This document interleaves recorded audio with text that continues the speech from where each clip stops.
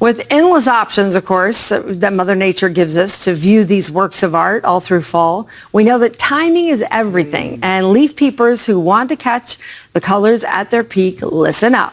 Kyle Cotner joins us right now. Thanks for being on Fox Weather, Kyle.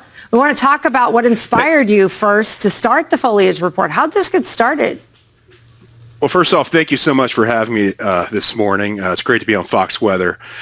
So what started the Foliage Report? That's a great question to ask. So originally I'm from Florida, and after college I moved up to Washington, D.C., where I worked in the White House for President George W. Bush. And my colleague said, Kyle, is this your first real fall you're going to experience? And I said, yes, it is my first real fall that I'm experiencing. But I do love fall, and I'm actually a fall foliage expert, which I was not at the time. So I was basically trolling my colleagues, and I told them that I put out this weekly report that goes out every Monday night, and they would get it. And so what started out as a trolling job on my colleagues has ended up to where we are now, where we track fall foliage change from all U.S. states except for Hawaii. So from Alaska, the tundra that changes in August all the way down to the swamps in Central Florida, which changes around in the midpoint of December. So yeah, this is why we're here. Born in D.C. I love it. Okay. It goes back to finding your passion and doing what you love, and it sounds like that's exactly what you did in this case. Let's talk about that report. How do you get all this information to put into this report that you put out? It can be, to be honest with you, it can be exhausting, but I pull in, I'm a data guy at the end of the day. So I pull in resources from over 50 sources. A lot of states will put out data. Their Department of Natural Resources will put out data.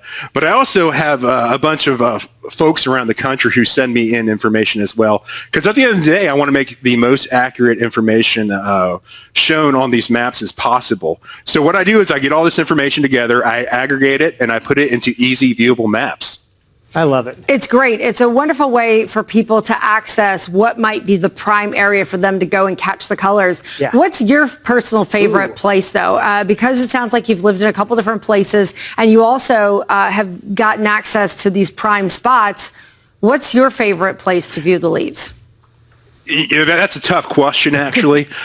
So obviously a lot of folks, they love Vermont, they love the White Mountains of Vermont, or even New Hampshire, the Northeast Kingdom, or even, hey, we can go to Colorado or Minnesota with Colorado with their wonderful golden aspen trees. But for me, I have a personal favorite, and that's the Shenandoah Mountains out in the Commonwealth of Virginia. Probably because when I lived in D.C., I'd go out there every single fall. So I have a really special place in my heart for that area. I love it. We've got a live camera from there we're going to show in just a moment as well. What are some of the best spots if people are thinking, hey, it's the weekend. Why not go? Yeah, Let's go look this weekend. Where should we go? I would say the Adirondacks are pretty good right now. They should be peaking. I worry, though, if you're going to this weekend, the White Mountains of Vermont may be past peak at the higher elevations. But you'll still see wonderful colors, lower elevations in Vermont, New Hampshire, Maine. If you're in Colorado, the colors may be starting to fade, but those colors can last a little longer sometimes. Upper Midwest, I think you're pretty good as well. But if you're in the Southeast, I would say definitely Blue Ridge Mountains would be the place to go right now. And I'd wait maybe a week or so to go to the Shenandoahs. Kyle, while we have you here, I just wanted to give you the scoop from my very modest colleague, Craig, who has just returned from upstate. Yes. Well, he's been looking at the leaves, so give him your report. He can include it. So I would say give it a little more time. It's almost ready. He was up in Kingston, by the way. Kingston, upstate New York, and things are starting to change, but it's not quite there. But you can go out now and see some of the changing colors through the higher elevations, but it's just now starting to turn. So maybe this weekend or next, I would say. That's exactly what he said, Adirondacks. Exactly. Perfect. All right. I love this information. All the information. Please kindly keep on sending it to me. I appreciate that. We have some video for you right next to you on the left. That's the video I took, and I'll have to tag you on Instagram and Twitter. So we've got some more information for you, Kyle. Yeah, on Twitter it's @Foliage Report, and then you can always go to my website, thefoliagereport.com. Love it.